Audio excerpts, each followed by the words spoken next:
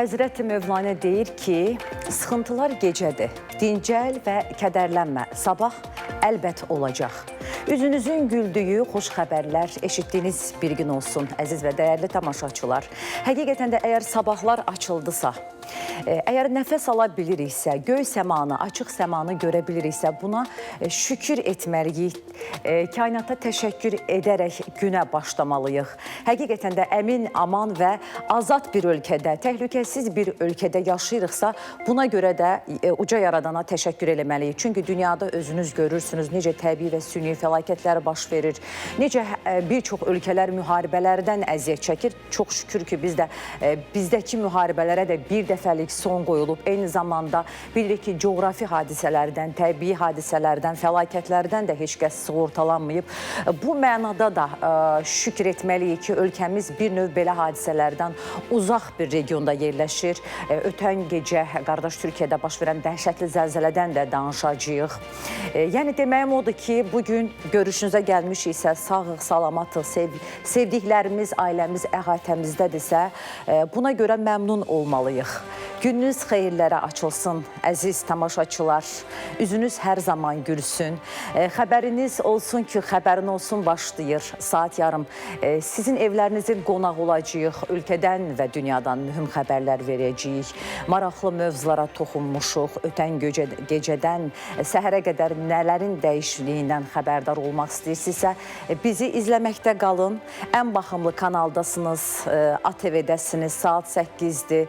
Oktyabrın 28-idir, həftənin çərşənbə axşamıdır. Gəlin öncə bu müddət ərzində verilişimiz boyunca nələri eşidəcəksinizsə, ona dair əvvəlcə xəbərlərin, hadisələrin, sujetlərin qısa xülasəsi ilə tanış olaq.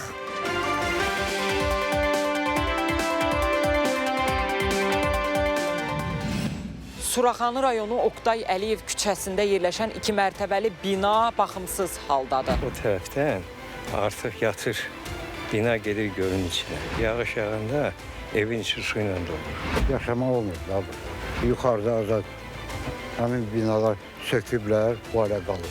150-dən artıq yaşı olan bu binanın sakinləri niyə köçürülmür? Suyu sürətlə azalan, bizdən qaçan dənizimiz. Dəniz onlarla metr geri çəkilib. Xəzəri aralı naqibəti gözləyirmü? Xarici turistlərə ölkəmizi onlar tanıdırlar. Bəs özlərinin bilgiləri yoxdursa? Xüsusilə İçəri şəhərdə təsadüfi bələdçilər meydana gəlib. Onlar hazırlıqsız gəlirlər, ekskursiyalar aparırlar. Həmin təsadüfi bələdçilər ağzına gələnləri danışırlar. Peşəkar bələdçi. Maaşımızın 50% hamısı kommunallara gedir. Hardasa ortalama 220-250 arası manat. Bəs sizin kommunal xidmətlərə nə qədər xərciniz çıxır? Qaynar xətt WhatsApp nömrəmizə və sosial media hesablarımıza yazın. Fikirlərinizi efirdən səsləndirəcəyik. Bir daha xoş gördük, əziz və dəyərli tamaşaçılar. Artıq 3 dəqiqədir ki, xəbərin olsun başladı. Saat 08:03-dür. Bizi indi açıb izləyən bütün tamaşaçılarımıza da hər vaxtınız xeyir olsun deyirik. Eyni zamanda mən bilirəm ki, qardaş Türkiyədən də bizi izləyənlər var. Orada yaşayan həmçinin həmvətənlərimizə də gününüz aydın olsun deyirik. Xəbərin olsun da anonslardan da gördünüz ki, çox önəmli məsələlərə toxunmuşuq. Günümüzün mövzusu isə kommunal xidmətlərə nə qədər xərciniz çıxır. Xüsusilə də artıq yavaş-yavaş havalar soyuyur. Qış mövsümünə qədəm qoyuruq. Buna görə də təbii ki, kommunal xərclərin ödəməsində də qiymətlərdə artım olacaq. Nə mənada? Çünki yay fəsli ilə müqayisədə daha çox qazdan istifadə eləyəcəyik, daha çox istilik sistemlərindən istifadə eləyəcəyik, elektrik enerjisindən istifadə eləyəcəyik, suya olan tələbat da bir növ, ümumiyyətlə günün bütün mövsümlərində düzdür, daha çox istifadə olunur. Bilirik ki, yəni yayla müqayisədə kommunal xərclərimiz artacaq və bizim günümüzün sualı bu istiqamətdədir və bütün tamaşaçılarımızın diqqətinə bir daha çatdırırıq ki, siz bizim qaynar xəttimizə 055-214-99-94-ə yazın görək, kommunal xərcə nə qədər xərciniz çıxır. Bölgədən olan bizim tamaşaçılarımızdan mesajlar gözləyirik, paytaxtımızdakı bizim şəhər sakinlərindən SMS-lər gözləyirik. Eyni zamanda bizim sosial platformalarımızın da qapıları sizin üzünüzə açıqdır, ixtiyarınızdadır. Günümüzün sualını orada da qeyd eləmişik. Şərh bölməsinə yazın. Mən sizdən gələn mesajlara baxacağam, oxuyacağam. Ekranlardan səsləndirəcəyəm. Əziz tamaşaçılarımız, xəbərin olsun, başladı. İlk xəbərimizlə biz başlayırıq. Deməli, bugün Vətən müharibəsi dövründə Bərdənin Ermənistan tərəfindən 4-cü dəfə raket hücumuna məruz qalmasının 5-ci il dönümüdür. Dinc sakinlərin sıx hərəkətdə olduğu və ticarət obyektlərinin yerləşdiyi əraziyə raket hücumu nəticəsində 21 nəfər həlak olub, 70-ə yaxın şəxs yaralanıb. Şəhərdə yerləşən mülki infrastruktur obyektlərinə və nəqliyyat vasitələrinə külli miqdarda ziyan dəyib. Ümumiyyətlə, Vətən müharibəsinin gedişində 2020-ci il sentyabrın 27-sindən noyabrın 10-nadək 5, 8, 27, 28 oktyabr və 7 noyabrda Bərdə rayonu müxtəlif silahlardan, raket və qadağan olunmuş kasetli bombalardan atəşə tutulması nəticəsində 29 rayon sakini həlak olub, 112 nəfər yaralanıb. Həlak olanlardan ikisi uşaq, 8-i qadın, 19-u kişidir. Tarixdə bugün, yəni 44 günlük Vətən müharibəsinin 32-ci günü. Ordumuz isə cəbhədə irəliləməkdə davam edirdi. Zəngilan, Cəbrayıl və Qubadlının bir neçə kəndi işğaldan azad edilib. Vətən müharibəsinin 32-ci gününün xronikasına nəzər salaq.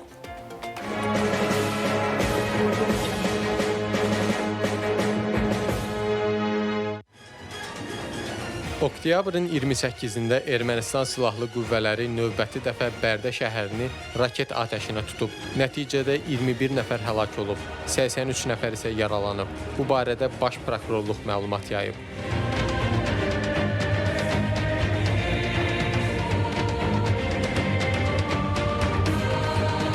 Bərdə sakinlərinin qisası yerdə qalmayacaq və döyüş meydanında işğalçılara layiqli cavab veriləcək. Bu barədə Prezident İlham Əliyev Twitter səhifəsində etdiyi paylaşımda bildirib.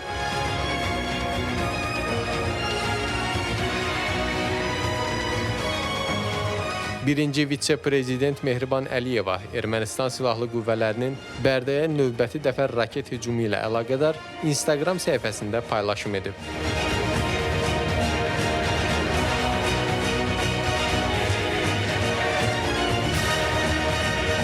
Ordumuz Zəngilanın 1-ci ağalı, 2-ci ağalı, 3-cü ağalı, Zərnəli, Füzulinin Mandılı, Cəbrayılının Qazanzəmi, Xanağabulaq, Çullu, Quşçular, Qaraağac, Qubadlının Qiyaslı, Əbilcə, Qılıcan kəndlərini işğaldan azad edib.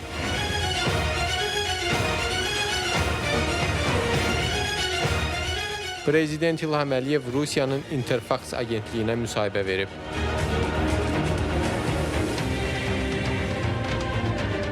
Müddətdən artıq həqiqi hərbi xidmət hərbi qulluqçusu, top komandiri Həsənov Novruz Muxtaroğlu dəqiq atəşlə düşmənin 3 ədəd KS-19 topunu məhv edib.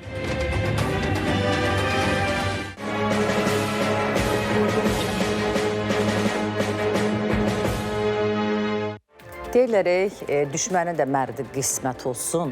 Elə Ermənistan silahlı qüvvələri namərdliyini bu bizim vətən müharibəmizdə 44 günün savaşda da göstərirdi. Hər keçən gün fərqinə varırdı ki, cəbhədən məğlub olur.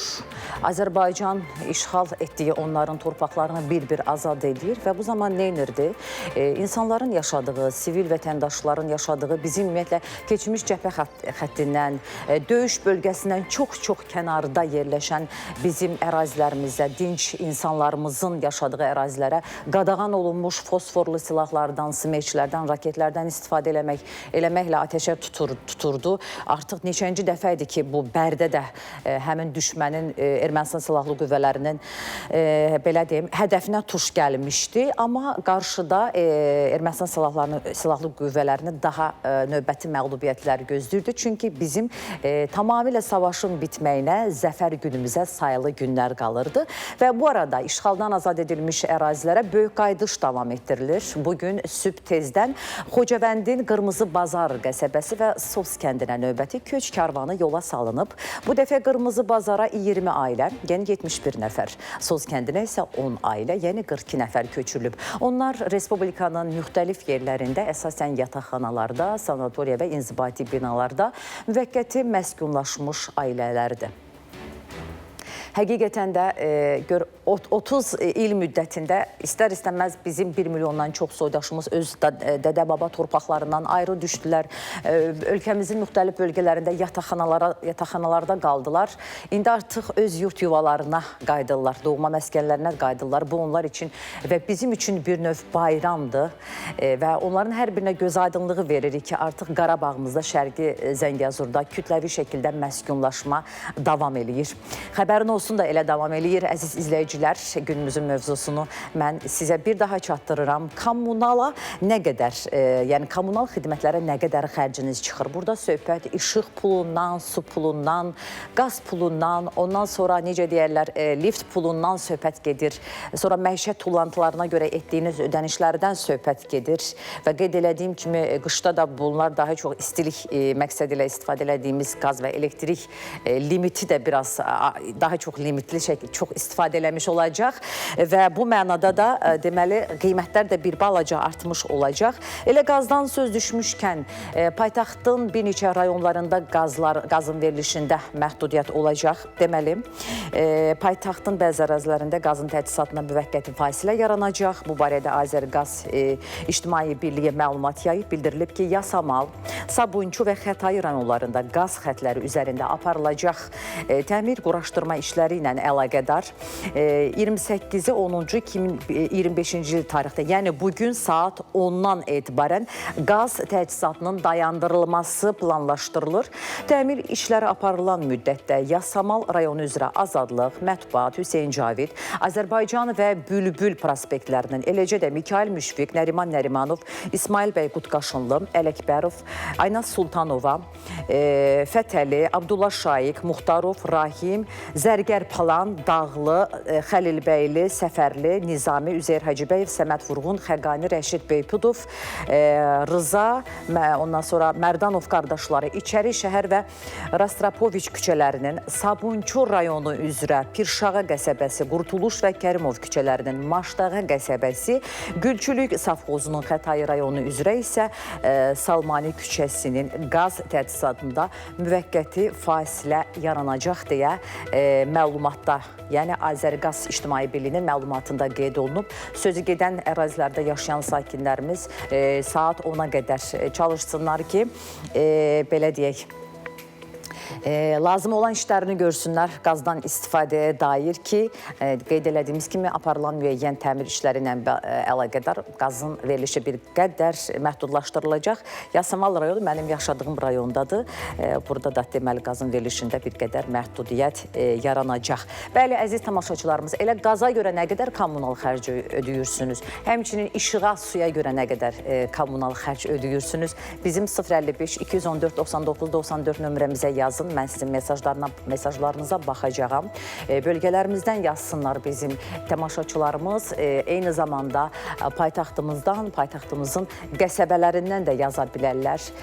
Əziz tamaşaçılar, mən mesajlara baxacağam. İndi demək olar ki, 08-12-dir. Yuxudan oyanan bizim tamaşaçılarımızın sayı artmış olar deyə düşünürəm. Elə bunu da nəzərə alaraq mən bir neçə mesaja baxacağam. Görək bizim, belə deyim, tənbəl olmayan, o erkən oyanan tamaşaçılarımızın sayını da artıq bu sayədə bilmiş olacağıq. Elə başlayıram, deməli, ilk mesajdan. Deməli, salam, necəsiz, deyir bizim tamaşaçımız. Təşəkkür edirik, əziz tamaşaçımız. Biz çox yaxşıyıq, əhvalımız çox yaxşıdır ki, bu gözəl ab-havanı, enerjini də sizə ötürürük. Deməli, deyir, sözün düzünü desəm, yalan demiş olaram. Kommunal xərclər deyir, müsbətdir, müsibətdir. Mən çaşdım ki, nə mənada müsbətdir, müsibətdir deyir. Aldığım maaşın deyir 50%-i kommunala gedir. Hələ də deyir internet 20 manat qaldırdılar. Sürəti də bir köpük deyil. Binəkəndinə Namiq bəy yazır. Eyni zamanda bəli elə kommunal xərc kimi biz internet xərcini də qeyd eləyə bilərik. Bilirik ki, çox bu dəqiqə bəlkə də çox nadir evlərdə, ailələrdə internetdən istifadə eləməyən, yəni insanların sayı, ailələrin sayı çox azdır. Tək evdə ki Wi-Fi-dan söhbət getmir. Elə bizim istifadə elədiyimiz bu telefonlara da internet paket alırıq. Tamaşaçımız da çox düz qeyd eləyir. Qiymət qaldırıldı, amma sürət və keyfiyyət endirildi. Biz bunu hər istifadə elədikdə görürük. Buradan balansını artırırsan, internet balansını. Amma baxırsan ki, bitdi, hara getdi, nəyə xərclədim? Mən heç xüsusi sosial medialarda vaxt sərf eləmədim, YouTube-a girmədim, film izləmədim. Bu həqiqətən də niyə belə sürətli şəkildə belə deyim, bitir? Bax, o həqiqətən də sual yaradır. Bizdə sonra başqa hansı tamaşaçımız nə yazır? Gəncədən yazır daimi tamaşaçımız, deyir, hər ay 140-160 arası kommunal deyir, tutur. Belə bir mesaj yazdı bizim tamaşaçımız. Salamlayırıq buradan eyni zamanda Gəncədə olan bizim tamaşaçılarımızı. Bütün Gəncəyə salam olsun deyirik. Yəni ki, bu qış mövsümü, yəni ki, belə başa düşdüm ki, hələ artıq havalar soyumur. Ümumiyyətlə, ümumilikdə heç binalara hələ istilik sistemi də verilməyib. Noyabrın əvvəllərindən, noyabrın 15-dən veriləcək.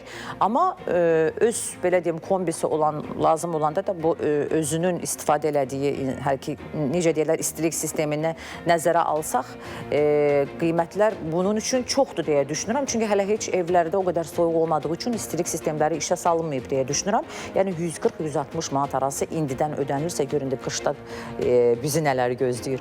Sonra başqa bir tamaşaçımız yazır ki, nə yazır başqa bir tamaşaçımız? Təbii ki, kommunaldan yazırlar.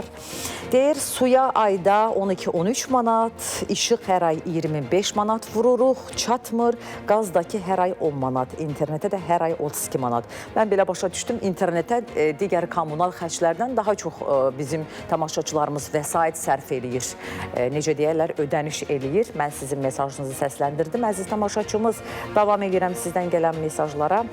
Deməli, sonra bizim daimi tamaşaçılarımızdan olan tamaşaçı bizi salamlayır.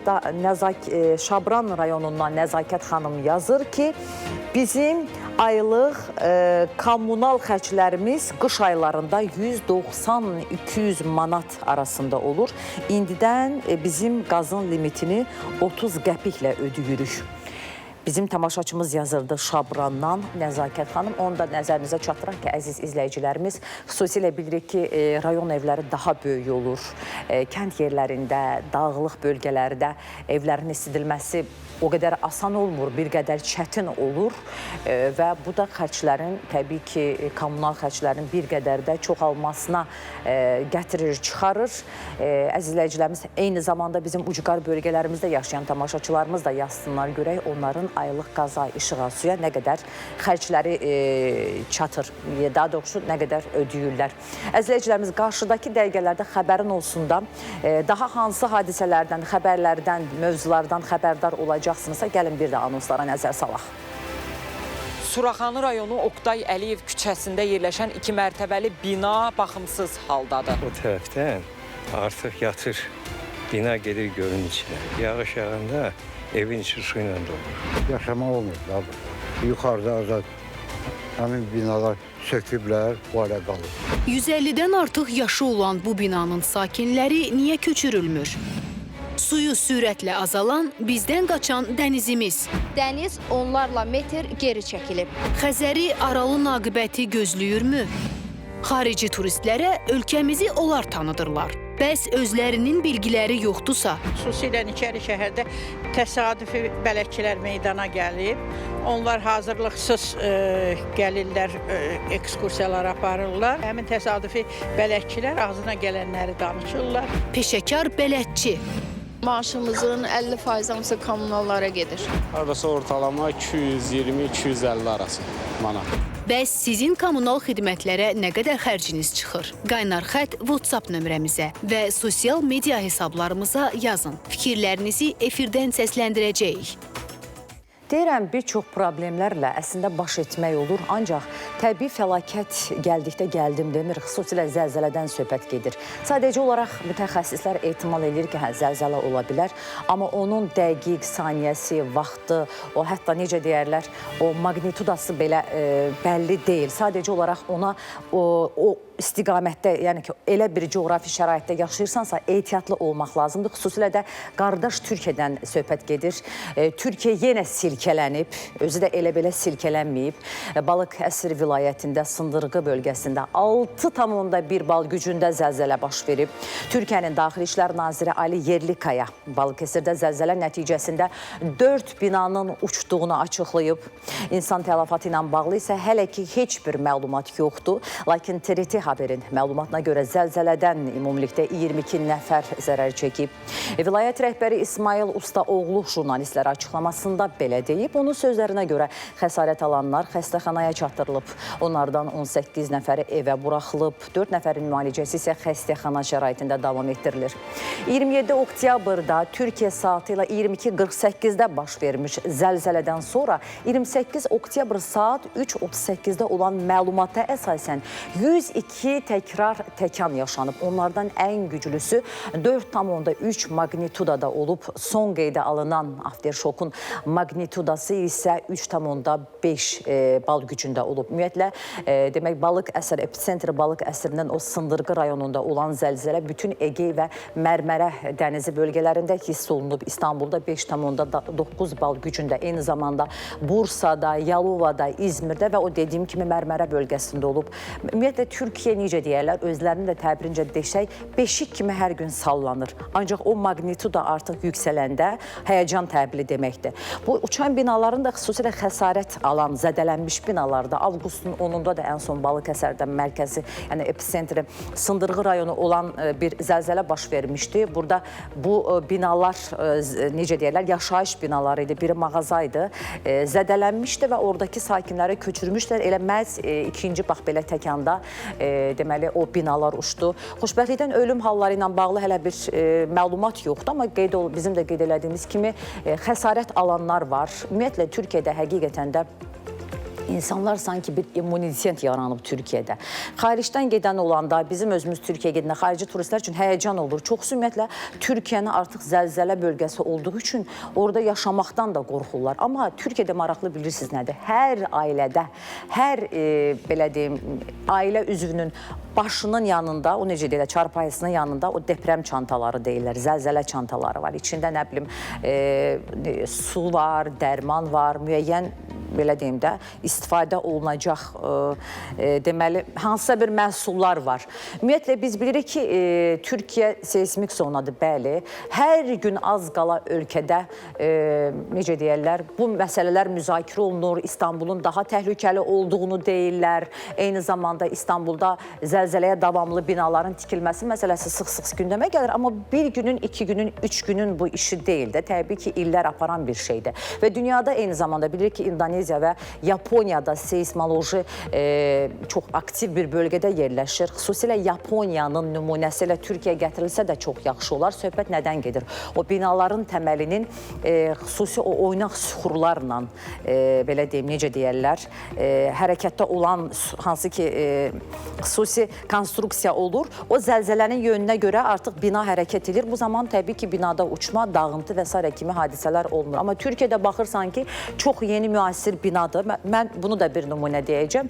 Həqiqətən, mənim gözümün önündə Türkiyədə qaldığım binanın qonşuluğunda 2 aya bina ucaltdılar, 6-7 mərtəbəli. Yəni, bu da demək odur ki, nə qədər sürətli iş görülsə də deməli, təməlində müəyyən problemlər var. Ona görə istəmərik, qardaş, ölkəmizdə belə hadisələr olsun, fəlakətlər yaşansın, bir daha da keçmiş olsun deyirəm oradakı dostlara və öz yaxınlarıma. Allah həm Azərbaycanımızı, həm Türkiyəmizi qorusun. Bizdəki, deməli, indi havamıza keçək daha doğrusu, görək bizim ölkəmizdə bu təbii hadisələrlə bağlı vəziyyət nə yerdədir. Ümumiyyətlə, hazırda Bayırda güclü külək əsir paytaxtımızdan. Milli Hidrometeorologiya Xidməti paytaxtda, eyni zamanda bəzi bölgələrdə bugün gözlənilən küləkli hava şəraiti ilə bağlı sarı xəbərdarlıq verib. Belə ki, Bakıda və Abşeron yarımadasında Xızı, Xaçmaz, Qusar, Qobustan, Daşkəsəndə arabir cənub-qərb küləyi əsəcək. Küləyin sürəti 13,9-20,7 metr-saniyə təşkil edəcək. Bakıda və Abşeron yarımadasında həmçinin hava şəraitinin dəyişkən buludu olacağı, əsasən yağmursuz keçəcəyi gözlənilir. Havanın temperaturu gündüz 21-26 dərəcə isti olacaq. Azərbaycanın rayonlarında da havanın əsasən yağmursuz keçəcəyi, bəzi yerlərdə arabir duman olacağı gözlənilir. Havanın temperaturu gündüz 22-27, dağlarda 13-18 dərəcə isti olacaq. Əslində, Hava küləkli olsa da bayırda, amma elə soyuq hava deyil. Yəni mülayim havadır. Günün ikinci yarısına qədər deyəsən bu küləkli hava şəraiti hökm sürəcək. Zaten paytaxtımız bilirik ki, bizim rüzgarlar şəhəridir, küləklər şəhəridir. Biz alışmışıq. Amma buna rəğmən küləkli hava şəraitində biraz daha diqqətli olmalıyıq. Xüsusən o tikinti gedən binaların ətrafında hərəkət eləyərkən diqqətli olmalıyıq. Uşaqlarımızı da çalışaq ki, bu yəni ki, təhlükəsizliyi üçün tədbirləri əldən verməyək. Suraxanı rayonu Oqtay Əliyev küçəsində yerləşən 2 mərtəbəli bina baxımsız haldadır. O tərəfdən artıq yatır, bina gedir gölün içinə. Yağış yağanda evin içi su ilə dolur. Yaşamaq olmur da bu. Yuxarıda azad həmin binalar söküblər, bu hale qalır. 150-dən artıq yaşı olan bu binanın sakinləri niyə köçürülmür? Suyu sürətlə azalan, bizdən qaçan dənizimiz. Dəniz onlarla metr geri çəkilib. Xəzəri aralı naqibəti gözləyirmü? Xarici turistlərə ölkəmizi onlar tanıdırlar. Bəs özlərinin bilgiləri yoxdursa? Xüsusilə İçəri şəhərdə təsadüfi bələdçilər meydana gəlib. Onlar hazırlıqsız gəlirlər, ekskursiyalar aparırlar. Həmin təsadüfi bələdçilər ağzına gələnləri danışırlar. Peşəkar bələdçi. Maaşımızın 50% hamısı kommunallara gedir. Hardasa ortalama 220-250 arası manat. Bəs sizin kommunal xidmətlərə nə qədər xərciniz çıxır? Qaynar xətt WhatsApp nömrəmizə və sosial media hesablarımıza yazın. Fikirlərinizi efirdən səsləndirəcəyik. Verilişimizin irəliləyən dəqiqələrində bizdən qaçan Xəzərimizdən danışacağıq. Eyni zamanda bələdçilik peşəsi ilə bağlı da bizim sujetimiz olacaq. Qazımızdan danışdıq. Ondan sonra necə deyərlər, bu və ya digər xəbərləri diqqətinizə çatdırdıq. Havamızdan danışdıq. İndi də gəlin yollarımızdan danışaq. Görək paytaxtımızda yolların vəziyyəti nə yerdədir.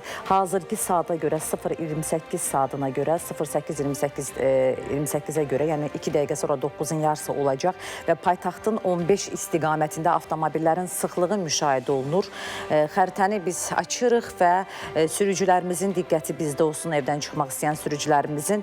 Xəritədə ilk olaraq mən Babək prospektini görürəm. Görürsünüz ki, Babək prospektində bütün istiqamətlərdə biz qırmızı zulağı görə bilirik. Bu da o deməkdir ki, dairəvi yol daxil olmaq şərti ilə avtomobillərin burada sıxlığı, xüsusilə də şəhər istiqamətində biz sıxlığını görə bilirik. Əziz tamaşaçılarımız, bax, davam edirik, görürsünüz, hara gedər, çıxır.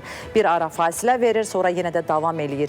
Biz Babək prospektinə paralel olan, gəlin indi nəzərimizi salaq Heydər Əliyev prospektinə. Bax, mən xəritəni tam uyğun şəklə, yəni yaxın vəziyyətə gətirəcəm.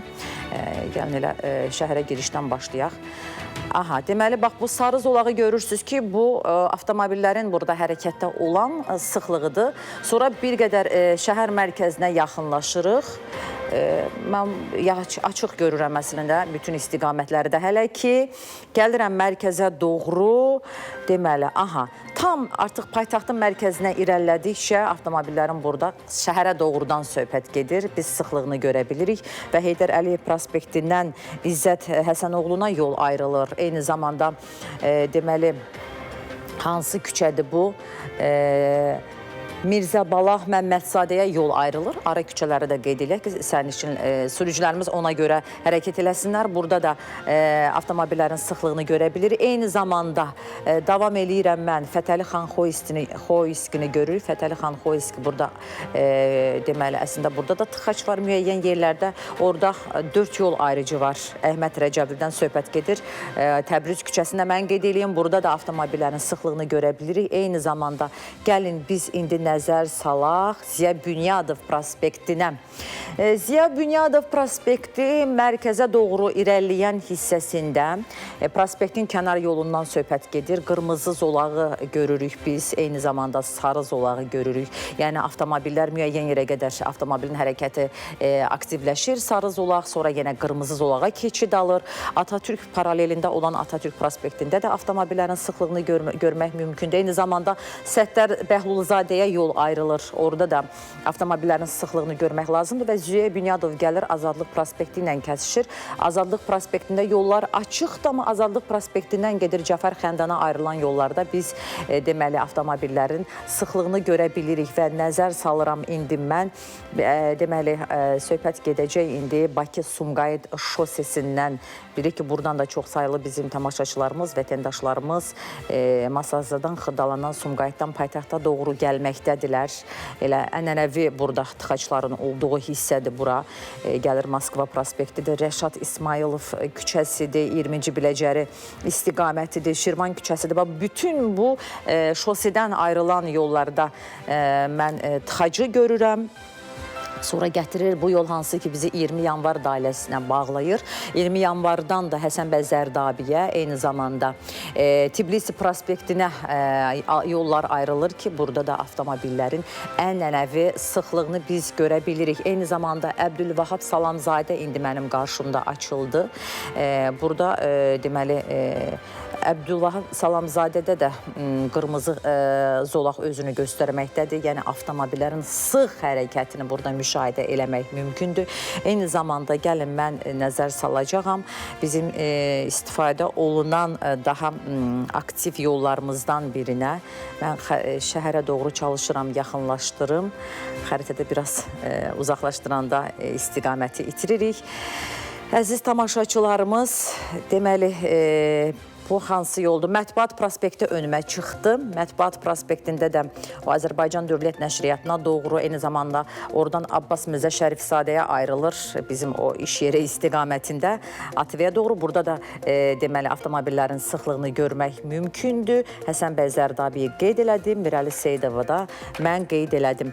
Belə əziz izləyicilərimiz, deməli Bakımızın, paytaxtımızın əsas ara küçələri olsun, prospektlər olsun, o hansı ki paytaxta gətirən şoselər olsun. Xüsusilə bu saatlarda bilirik ki, iş saatlarının başlanğıcı saat 8-in yarısından artıq başlayır. Ta ki 9-a qədər xüsusi sıx hərəkətdə olur avtomobillər. Sürücülərimizə yollardakı vəziyyəti diqqətlə çatdırdıq. Çalışın, çox zamanınız yollarda keçməsin deyə alternativ yollara müraciət edin.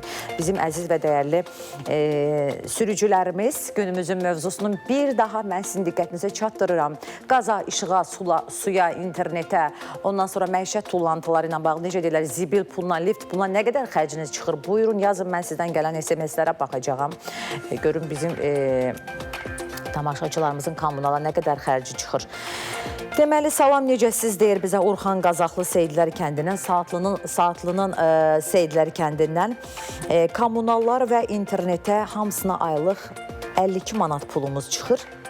Kommunallar və internetin hamısına 52 manat. Mən düzmü gördüm bunu? Bu olduqca yaxşı rəqəmdir. Çünki bəzi tamaşaçılarımız 140-160 manat arası deyirdi. Hələ ki, belə deyim də, havalar kəskin soymayıb. Amma rayon yerində belə olduğunu da mən düşünmürəm. Yəqin ki, tamaşaçımız çalışır ki, israfa yol verməsin. Necə deyirlər? İşığı söndürür, sudan qənaətlə istifadə edir. Qazdan da ancaq, nə bilim, hələ ki, isinmək məsələləri tam təmin olunmayıb. Yeməyi bişirir, dərhal söndürür. Yəqin ki, biraz da qənaətçildir bizim tamaşaçımız.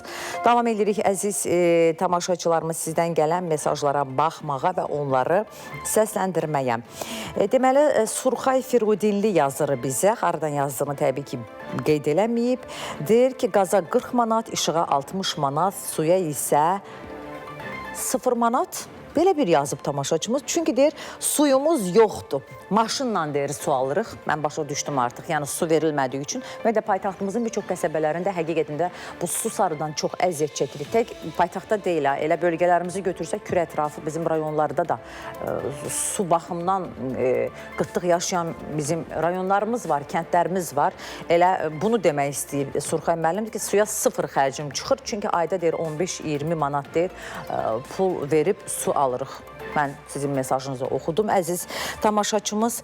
Sonra başqa hansı tamaşaçımız nə yazıb? Deyir ki, Şəkidən yazır. Bizdə deyir, qaz yoxdur, soyuqdan üşüyürük. Bu mövsümdə düzdür, hələ düşünün ki, biraz daha havalar kəskin soyuyacaq. Hələ qarşıda bizi sərt qış gözləyir.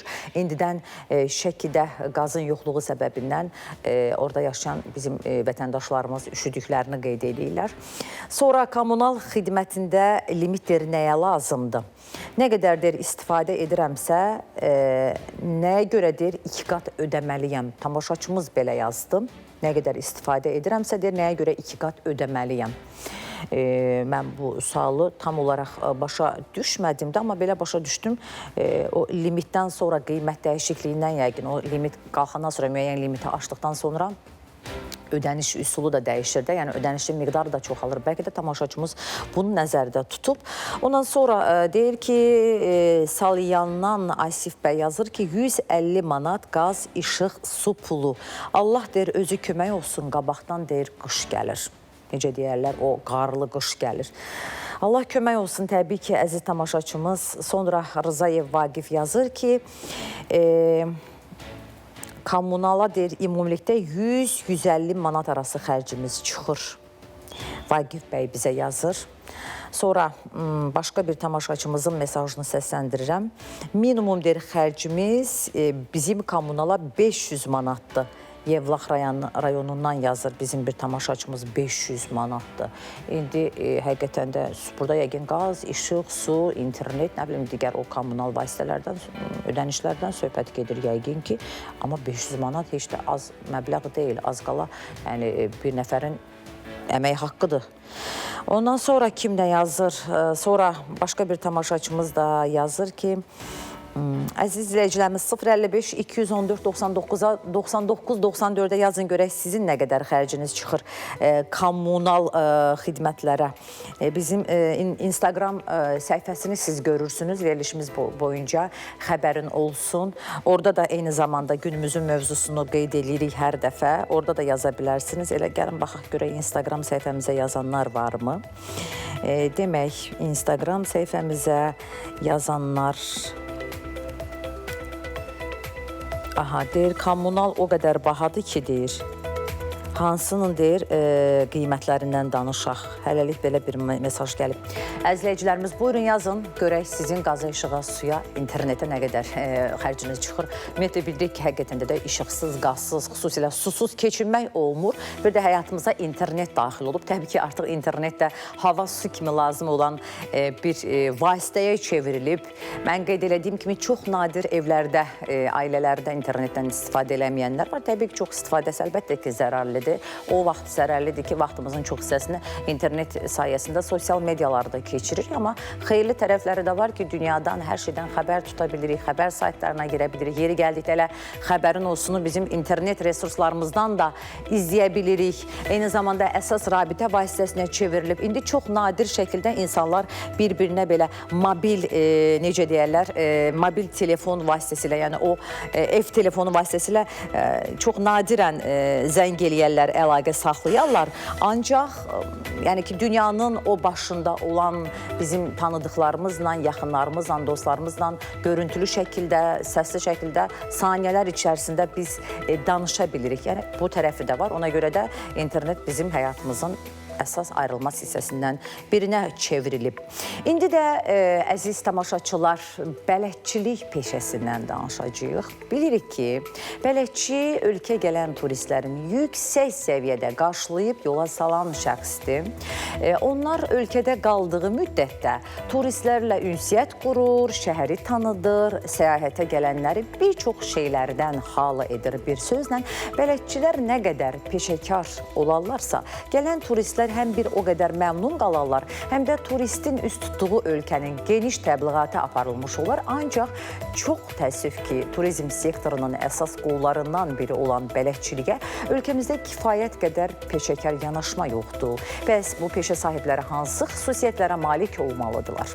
Onların yetişdirilməsi üçün hansı addımlar atılmalıdır? Daha ətraflı sujetdə. Azərbaycanda turizm bir çox sahələrində inkişaf davam edir. Ölkəmizə gələn turistlərə keyfiyyətli xidmət göstərmək üçün bələdçilərə ehtiyac var. Qəhrəmanımız Asiya xanım 40 ilə yaxındır ki, bələdçilik fəaliyyəti ilə məşğuldur. Xalça muzeyində işə başlayan müsahibimiz turizm sahəsində də çalışıb. O deyir ki, bələdçilik edən şəxs turistlərin suallarına cavab verə biləcək savada malik olmalıdır. Gələn qonaqlar ilk dəfə bələdçini görür.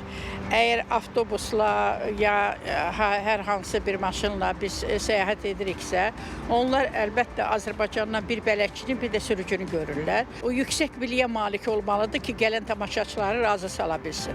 Müxtəlif suallar olur, hər cür suallar olur. Xüsusilə İçəri şəhərdə təsadüfi bələdçilər meydana gəlib. Onlar hazırlıqsız gəlirlər, ekskursiyalar aparırlar. Həmin təsadüfi bələdçilər ağzına gələnləri danışırlar.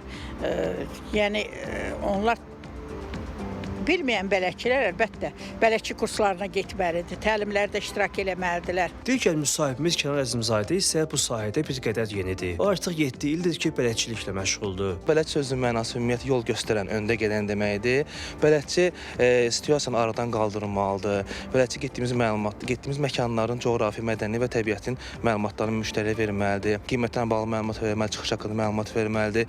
Yaranan pis situasiyalardan dəf etməyi bacarmalıdır. Biz istəyərik ki, gələn qonaqlarımızı Azərbaycanımızın təbiəti ilə, tarixi abidələri ilə daha dərindən tanış olaq. Əsl bələdçi ən azı 10 dəfə tura getməlidir.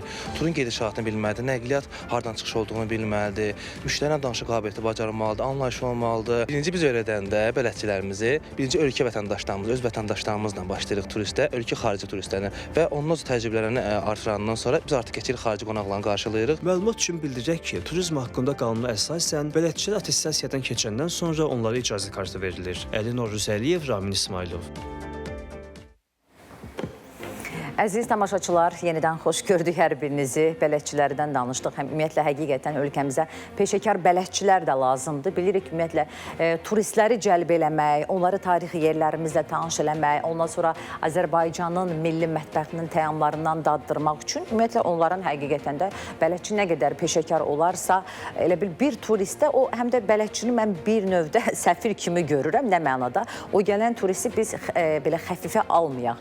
Ölkəsindən gəlir, Azərbaycanı görür, tanıyır, nə qədər yaxşı qarşılanır, yaxşı yola salınırsa, ölkəsinə gedir, danışır və növbəti dəfə onun ölkəsindən də başqa turistlər ölkəmizə, belə deyim, gəlməyə çalışır. Ona görə də bələdçiliklə bağlı bu xüsusi deyir kurslardır, onların hazırlığıdır, dil səviyyələrinin zənginləşdirilməsi ilə bağlı məsələlər də hər zaman gündəmdə olsa, mən düşünürəm ki, yaxşı nəticələr əldə olunar.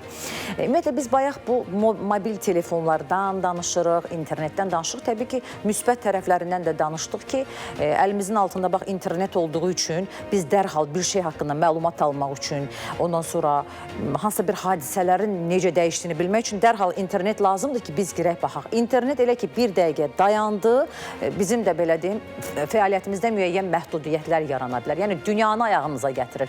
Biz media təmsilçiləri, media nümayəndələri üçün də xəbərləri bir növ deyərdim ki, dünyadan, xarici xəbərlərdən söhbət edir, ayağımıza gətirir.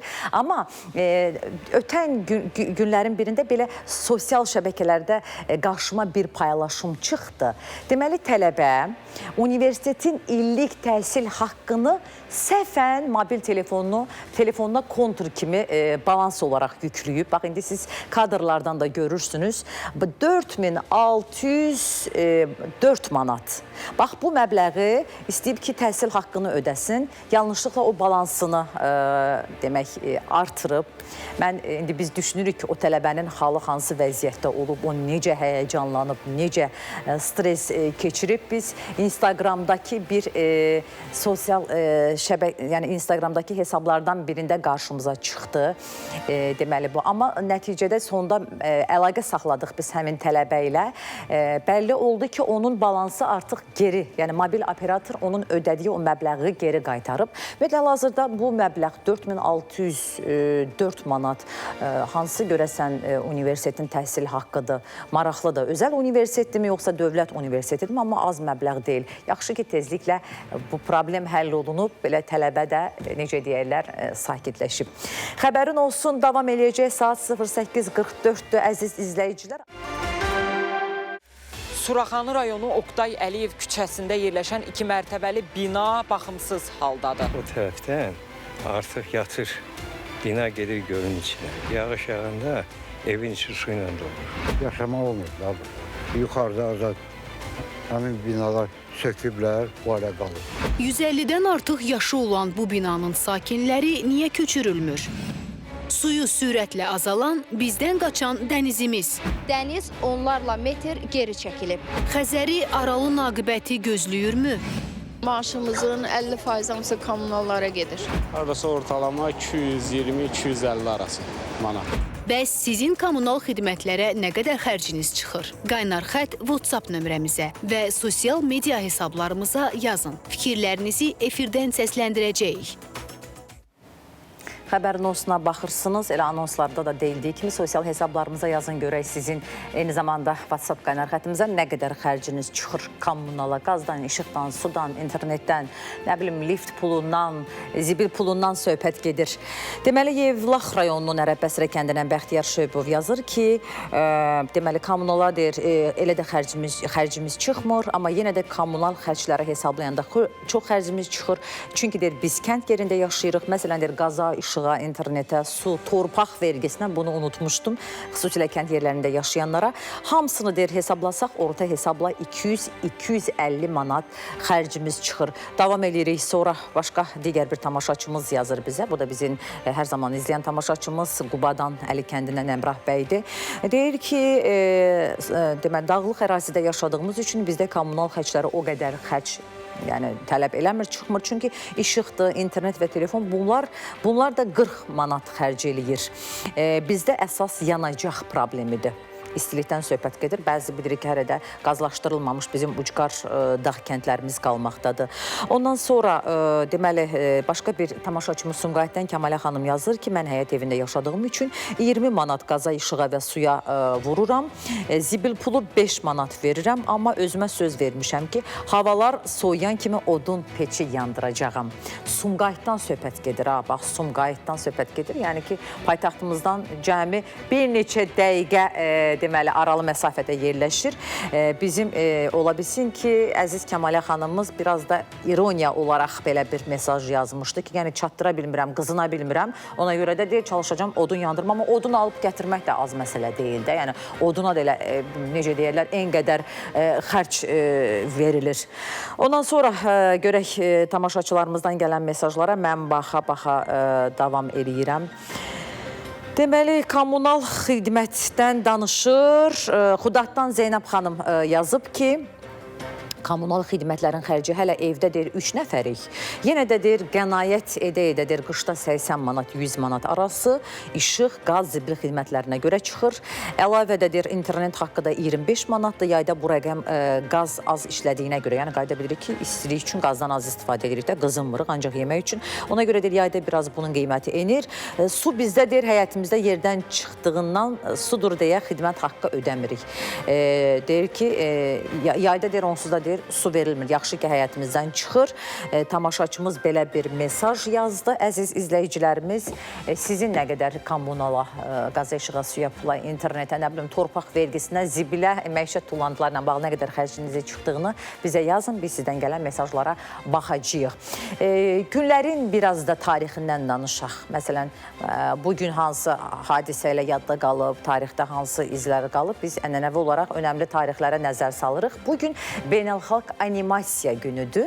Bu tarix 2002-ci ildən etibarən Beynəlxalq Animasiya Filmləri Assosiasiyasının Fransa bölməsinin təşəbbüsü ilə fransız rəssam və ixtiraçı Emil Reynonun icad etdiyi Praksinoskopunun ilk nümayişinin 110 illik yubileyi münasibəti ilə təsis olunub. İxtiraçı optik teatr adlanan bu cihaz vasitəsilə əllə çəkilən rəsmləri hərəkətə gətirib. Azərbaycan cizgi filmlərinin tarixi isə Sovet dövrünə təsadüf edir. İlk Azərbaycan cizgi filmi olan Abbasın Bəlası 1938-ci ildə çəkilib. Daha sonra 1969-cu ildə Cırtdan adlı cizgi filmi işıq üzü görüb.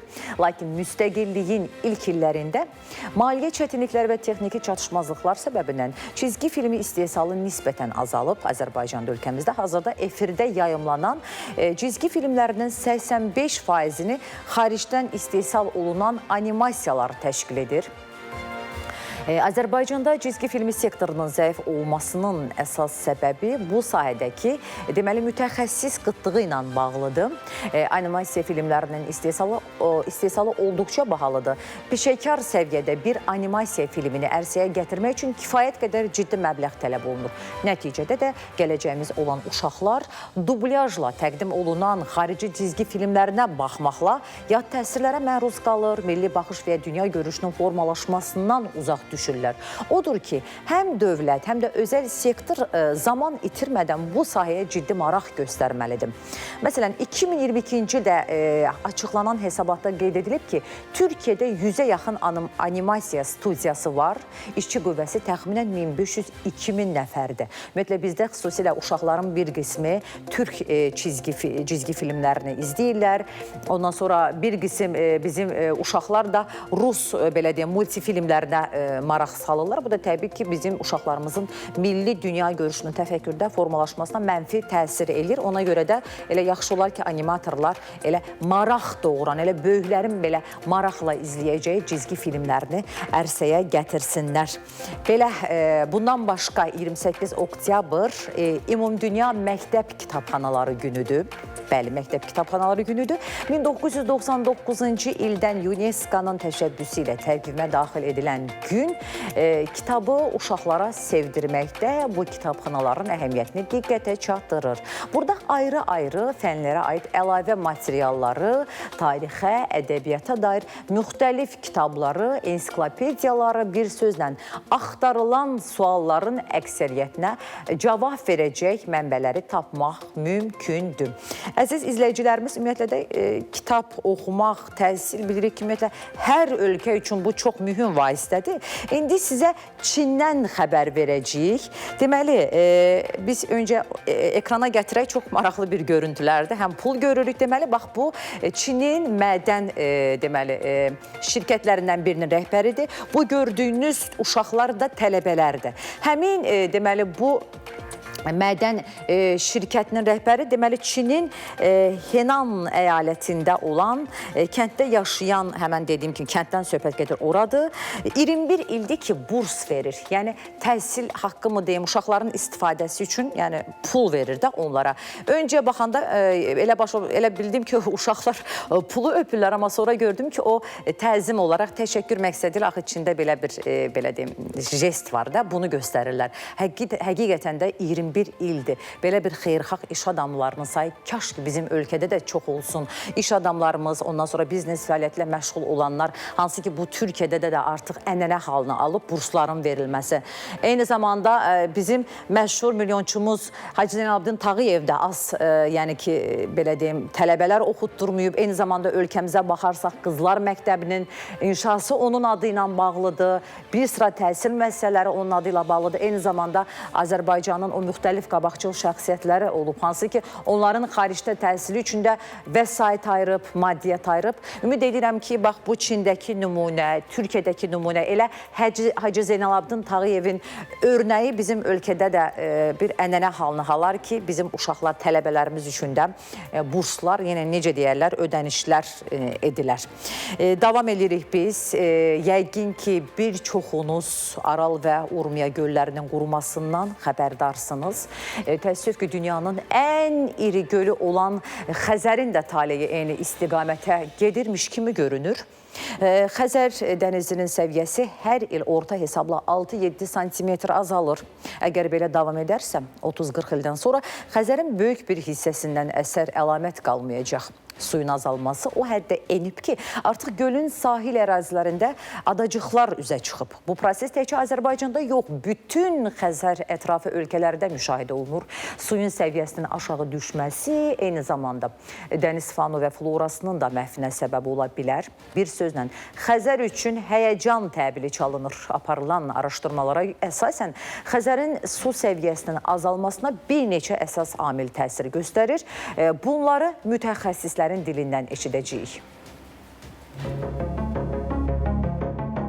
Hazırda durduğumuz bu ərazidə sahilyanı ərazi bir zamanlar demək olar ki, suyun altındaydı.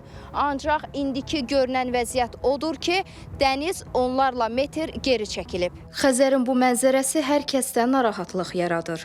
Çünki Aral və Urmiya gölünün tamamilə quruması elə də uzaq tarixdə baş verməyib. Xəzərin də bu cür aqibətlə üzləşə bilməsi ehtimalı qlobal problemlərə yol aça bilər. Gölün sahil ərazilərində suyun çəkilməsini və adacıqların üzə çıxmasını görmək mümkündür. Bu proses təkcə Azərbaycanda yox, bütün Xəzəryanı ölkələrdə də müşahidə edilir. Ekoloq Rövşən Abbasov deyir ki, problemin əsas səbəblərindən biri Volqa çayıdır. Volqa çayı Xəzər dənizinə su gətirən ən böyük su arteriyasıdır.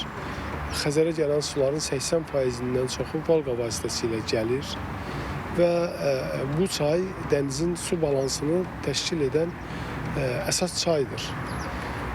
Lakin Volqa üzərində tikilən iri su anbarları, bu su anbarlarının səthindən gedən buxarlanmalar, infiltrasiyalar, üstəlik Volqa hövzəsində əhalinin getdikcə artması, suya olan tələbatın artması, suvarma suyunun daha çox götürülməsi Volqanın suyunu əhəmiyyətli dərəcədə azaltmışdır. Bu da əlbəttə ki, birbaşa Xəzərin səviyyəsinə təsir edir.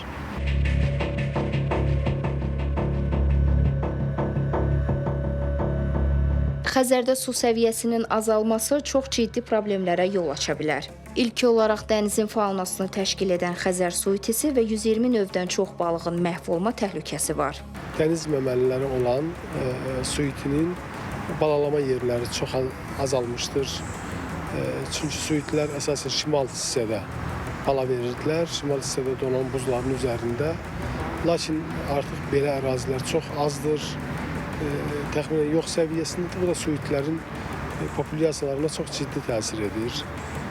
Digər tərəfdən səviyyənin azalması balıqların yaşayış yerini çox pisləşdirmişdir, yaşayış şəraitini çox pisləşdirmişdir. Həm böyük məsafələrdə dayazlaşma getmişdir, həm də dəniz-çay əlaqələri tamamilə kəsilmişdir. Yəni dənizdən çaya daxil olub, orada kürü tökmək balıqlar üçün çox çətinləşmişdir və bir çox hallarda mümkünsüz hala gəlmişdir. Məsələn, eyni prosesi biz Kür çayında da müşahidə edirik.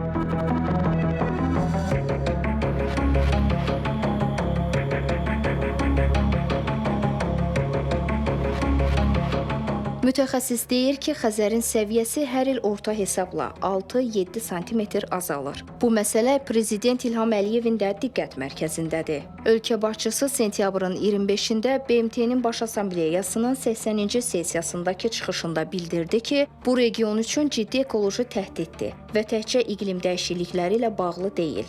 Prezident Xəzəryanı ölkələri bu məsələdə birgə fəaliyyətə, elmi əməkdaşlığa və koordinasiyalı tədbirlər görməyə çağırdı.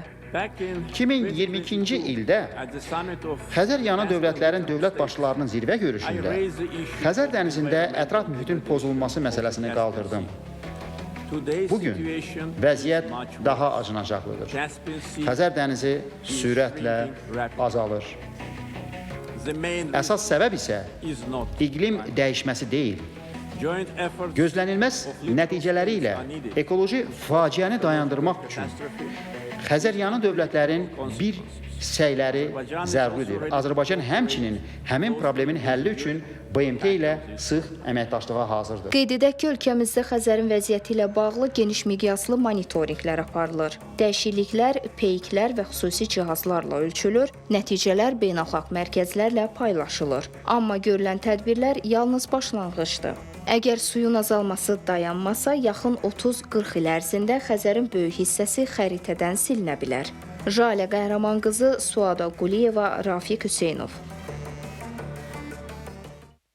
Ümumiyyətlə, dənizin quruması Xəzərin şimal hissəsində daha çox nəzərə çarpır. Qazaxıstan sahilində Qaydah körfəzi quruyur, Türkmənistanın sahilyanı ərazisində də quruma sürətlə gedir. İndi bəzi yerlərdə su hətta 800 metr çəkilib.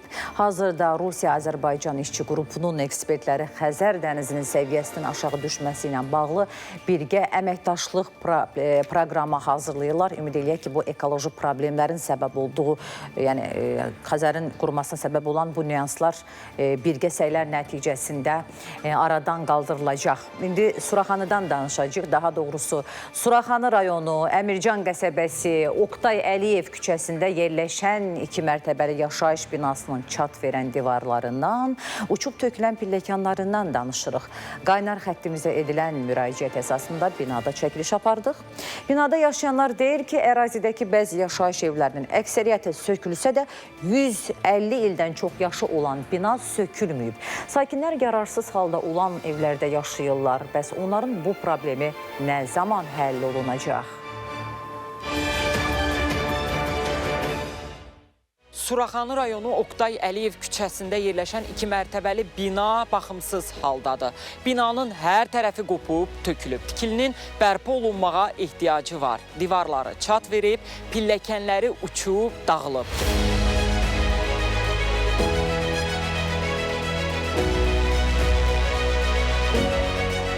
Bu bina köhnə binadır. O tərəfdən artıq yatır.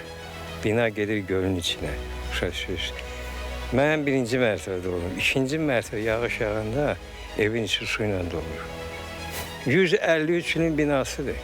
Cəmaət 1972-ci ildə bunun 100 illiyin keçirdi. Bu bina sökülməlidir. Birisi bir 10 dəfə gəliblər, çəkiblər, ölçüblər, biçiblər. Xeyri yoxdur. Elə sabah, may ayı, iyun ayı gözləyirik, xeyri yoxdur.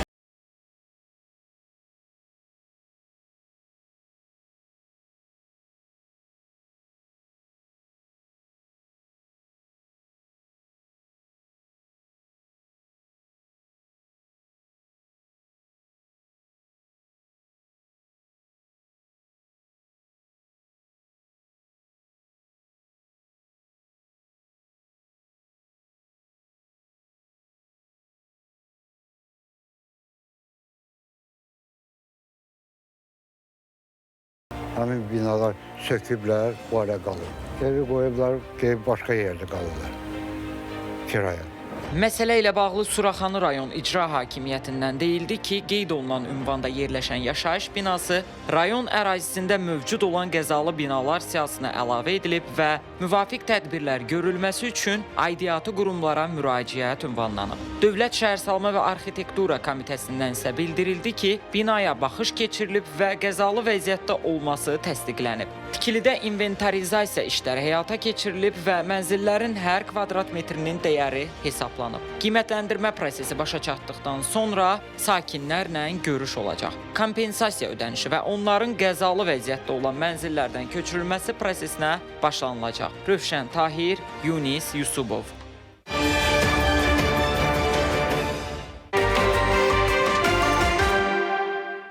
Xəbərin olsun davam eləyir, əziz dostlar.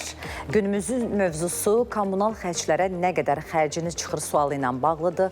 Sizdən qaynar xəttimizə və sosial media hesablarımıza çox sayılı SMS-lər aldım. Eyni zamanda şəhər sakinləri arasında da sorğu keçirmişik. Gəlin görək bizim paytaxt sakinlərinin kommunala nə qədər, yəni kommunal ödənişlərə nə qədər xərci çıxır. Siz bizim sorğumuzu izləyin, mən isə studiya qonağımızı qarşılayım.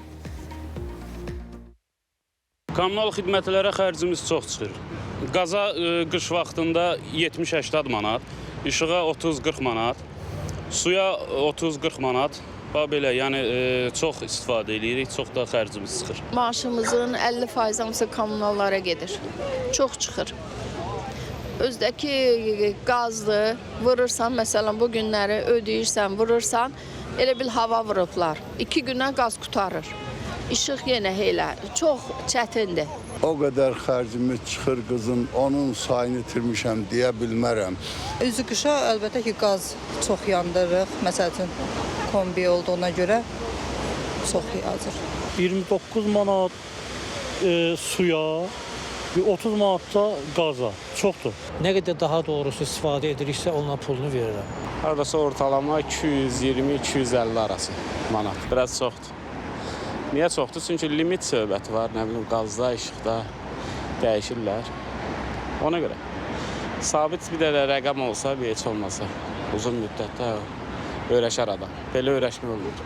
Su misal üçün bizdə qışda da, yayda da 20 manat tutur bizdə. Biz Fatmay bağlarında yaşayırıq. Bağlarda da kommunalımız çox həddindən artıq çoxdur.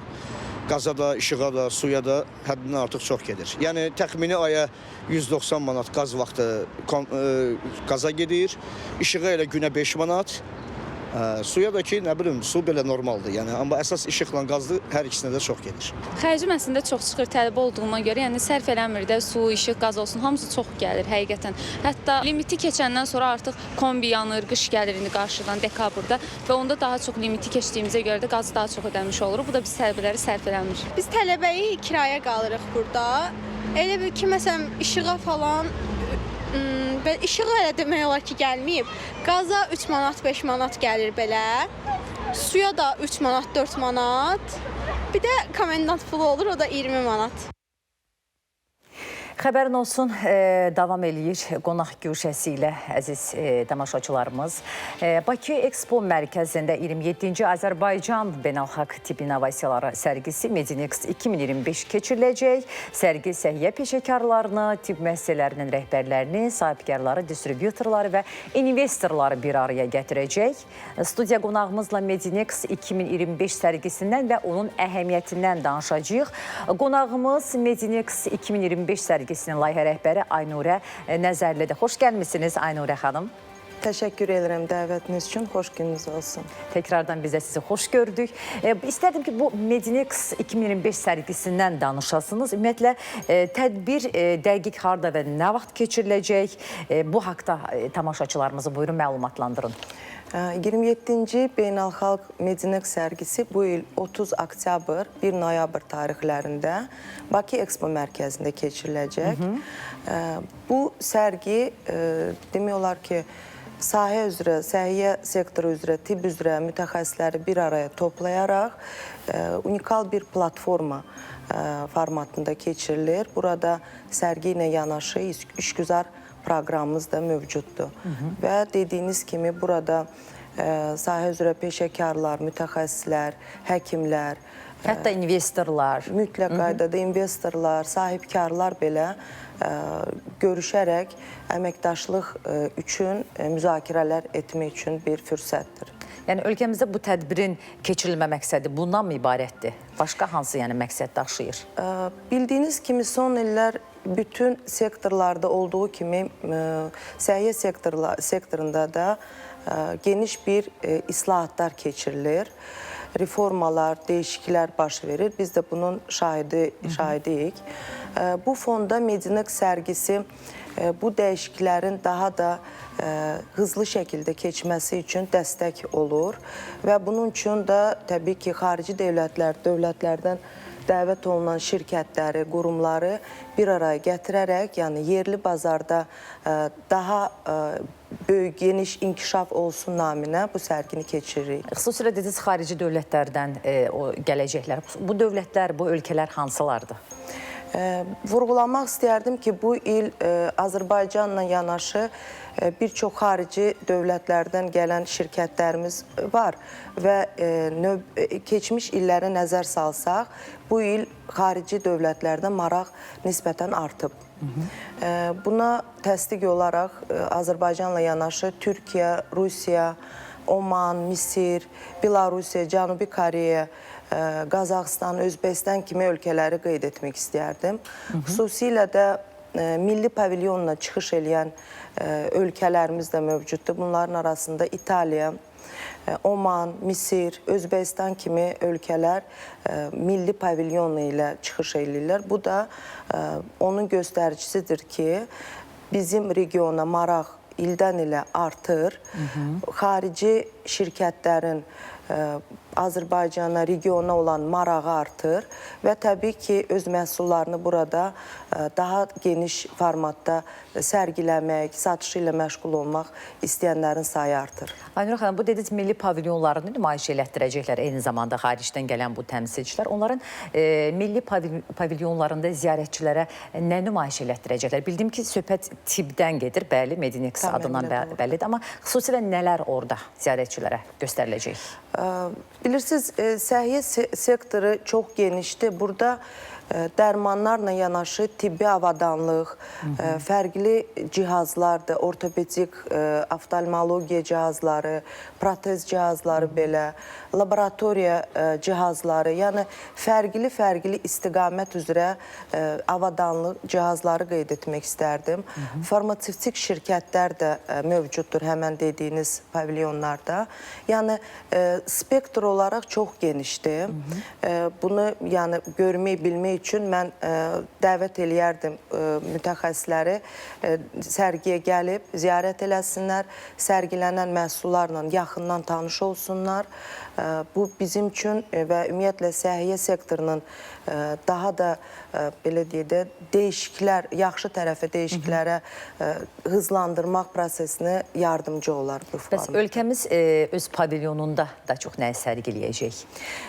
Qeyd etmək istərdim ki, Medinex sərgisi təbibin və İcbari Tibbi Sığorta üzrə Dövlət Agentliyinin dəstəyi ilə rəsmi olaraq keçirilir və Azərbaycan pavilyonu dediyimizdə biz təbibi məsəl üçün nümunə kimi göstərə bilərik və İcbari Tibbi Sığorta Agentliyinin stendini. Təbibin stendində bir neçə istiqamət göstəriləcək. Bunların arasında xüsusilə diqqət yetirmək istədiyim bir xeyriyyə aksiyasını da qeyd etmək istəyərdim. Təbii ki.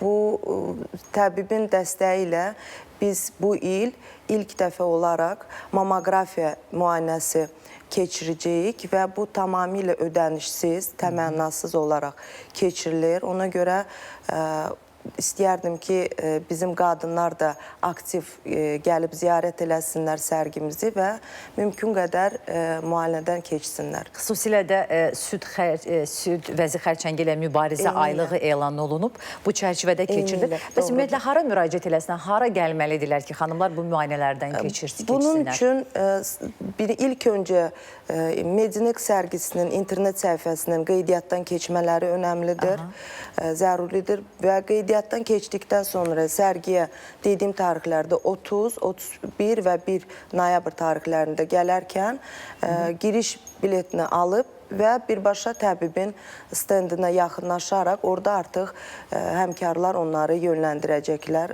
lazım istiqamətə bu müayinə üçün. Mən belə başa düşdüm ki, Medinex 2025 tip sərgisində tək bu səhiyyə sistemi ilə əlaqəsi olan şəxsləri deyil, sadə vətəndaşlar da müəyyən qeydiyyatdan keçib gələ bilərlər. Doğru mu hesab edirik? Sadə vətəndaşlar və tələbələr yalnız noyabrın 1-i ziyarət edə bilərlər. Eyni qaydada qeydiyyatdan keçirlər onlayn formatda və sərgimizi ziyarət edə bilərlər. Aynur xanım, belə anladıq ki, Medinex 2025 tip sərgisi geniş spektrli bir sərgi olacaq. Burada ümumiyyətlə nələr müzakirə olunacaq, hansı məsələlərin həlli yollarına toxunulacaq? Medinex sərgisi çərçivəsində ümumiyyətlə işgüzar proqramımız çox genişdir bu il və bir neçə layihələri üzərindən keçmək istəyərdim. İlk öncə bizim ilk dəfə keçirilən bu il səhər kokteyli təşkil olunur. Zeytun Apteklar şəbəkəsinin sponsorluğu ilə və bu səhər kokteylində iştirakçılar və potensial alıcılar demək olar, arasında bir əməkdaşlığın genişlənməsi üçün müəyyən bir, belə deyək də, tədbirdir. Bura xüsusilə həkimlərimiz, tibb müəssisələrinin rəhbərləri dəvət olunur və təbii ki, iştirakçılarımız, sərgi iştirakçıları. Bu layihələrdən biridir.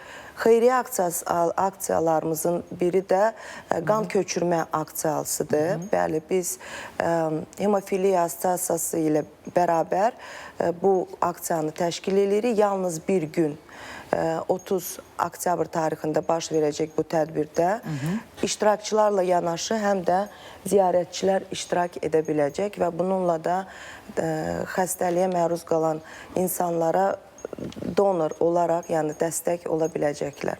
Ümumilikdə belə baxanda anladıq ki, çox əhatəsi genişdir. Xüsusilə bu xarici ölkələrlə təmasların tibb mütəxəssislərindən söhbət gedir. Əlaqələrin genişləndirilməsidir, mübadilə məsələləridir, işgüzarlıqdır. Eyni zamanda qarşılıqlı investisiyaların qoyulması kimi bir çox məsələlər bu tibb sərgisində öz əksini tapacaq. Tamamilə doğrudur.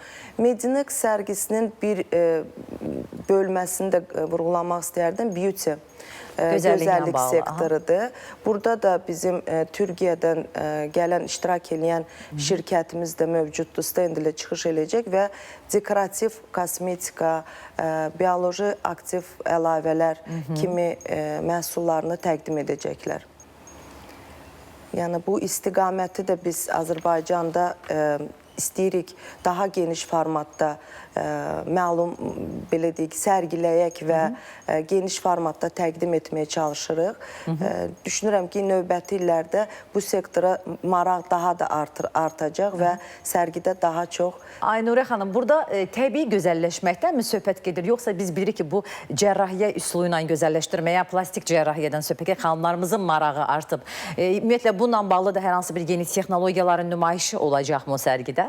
Mən bütün sərginin sirlərini hal-hazırda açmaq istəməzdim. Amma biraz da anons olacaq da, mən elə düşünürəm. Bəli, amma dediyim kimi, bu istiqamətdə biz Medinex dediyimiz təbii ki, bu cərrahiyyə də bölməsi var və bu istiqamətdə də bir neçə yeni bir cihazlar təqdim olunacaq və ona görə mən düşünürəm ki, bu sərgiyə ziyarət edən peşəkarlar yararlanacaqlar bu sərgidə nümayiş olunan məhsullarla. Aynurə xanım, belə anladıq ki, geniş tərkibli həmin bu Medinex 2025-də Azərbaycanın tanıtımı baxımından da önəmli bir beynəlxalq sərgi hesab olunur. Doğru söylürsünüz. Medinex'in adından artıq bəlli olur ki, bu Azərbaycan beynəlxalq tibb innovasiyalar sərgisidir və artıq 27-ci buraxılışına hazırlaşır. Yəni bu deməkdir ki, 27 il boyunca davam edən bir sərgidir. Bu qədər böyük tarixi olan bir sərgi təbii ki, tələbat olduğu üçün hər il keçirilir. Və ziyarətçilər sərgiyə nə zaman gələ biləcəklər? Dediyim kimi, oktyabrın 30-u, 31-i və noyabrın 1-i. 3 günü əhatə eləyəcək. 3 gün əhatə eləyir sərgi və dediyim kimi, qeydiyyatdan keçmələri mütləq qaydada zəruridir. Onlayn şəkildə Medinex'in rəsmi internet səhifəsində. Yəni, elə yoldan keçərəkdən, necə deyirlər, elə gəldim, mən sərgiyi görmək istəyirəm, o qədər... Biraz vaxt ala biləcək insanlar üçün. Ona görə mənim tövsiyəm odur ki, öncədən qeydiyyatdan keçsinlər. Qeydiyyat nə vaxt keçmək lazımdır ümumiyyətlə? Bitir və yaxud da? İstədiyi zaman insanlar qeydiyyatdan keçə bilərlər. Yəni, tədbir başlayan günə qədər qeydiyyatdan keçə bilərlər? Tədbir bitənə qədər qeydiyyat açıldır. Hətta bitənə qədər. Doğrudur. Çox təşəkkür edirəm Aynurə xanım sizə bu tibbi innovasiyalar sərgisində Azərbaycanımıza bütün tibb hansı ki mütəxəssisləri iştirak edəcək, onlara uğurlar arzuluyuruq. Gəldiniz studiyamıza və maraqlı bir məsələni müzakirə elədik. Təşəkkür edirəm dəvətiniz üçün. Biz təşəkkür edirik. Əziz izləyicilər, diqqətinizə çatdıraq ki, Medinex 2025 sərgisindən danışdıq. Hansı ki, Bakı Expo mərkəzində 27-ci dəfə keçiriləcək Azərbaycan Beynəlxalq Tibb İnnovasiyaları sərgisi. Qonağımız isə həmin bu layihənin Medinex 2025 sərgisinin layihə rəhbəri Aynurə Nəzərli idi. Biz də elə bugünkü fəaliyyətimizi başa çatdırırıq. Xəbərin olsun bitir. Etimadınıza görə hər birinizə, bizi izlədiyinizə görə hər birinizə öz təşəkkürümüzü bildiririk, dəyərli izləyicilərimiz. Sabah eyni saatda, eyni məkanda bizi gözləməyi unutmayın. Xəbərin olsun, sabah bugünkündən daha maraqlı olacaq.